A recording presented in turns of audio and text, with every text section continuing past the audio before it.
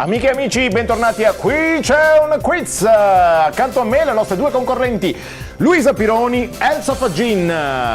Che bello, due donne meravigliose, splendide, abbiamo imparato... Due? Sì, Ma due bellezze particolari. Come Tanto particolari. Allora, guarda, diciamo che sono felice di essere qui in mezzo a due bellezze così particolari, la bionda e la mora. Mi sono la bionda e chissà che amora.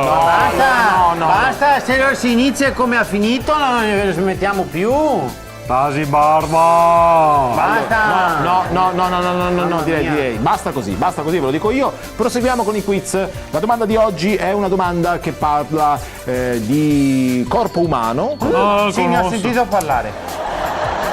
Vero o falso? Cosa? Ma se mi fa fare la domanda è facile rispondere se mi fa fare la domanda. Ma si vede che a barba che sta dentro il cervello e ma il cortocircuito che i 4 neuroni marsica si trovava dentro a me uno. Vero o falso? Offese, scusi. Secondo me sì.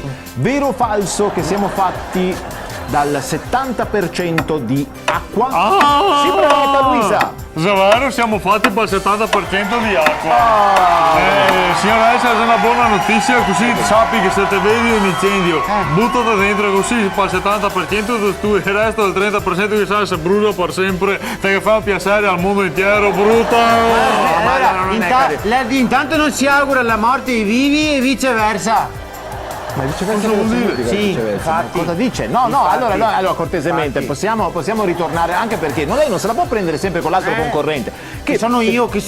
Sì, questo lo sapevamo. Ma che tra l'altro io le ricordo, signora Elsa, che lei per prenotare la risposta deve fare questo piccolo urletto. Non posso fare gli urli. Ma noi non lo sapevamo. No, non posso fare gli urli perché ho avuto da poco una broncopolmonite allo stomaco. Il dottore ha detto: signora Elsa, mi raccomando, non urli, non soffi forte, non faccia nessuna cosa che sono non da sapevamo, dentro verso non sapevamo. fuori le cose. Non sapevamo. Questo mi ha detto uno specialista. Grande specialista. Sì, mi ha detto addirittura che se soffiassi una candelina rischierei la morte.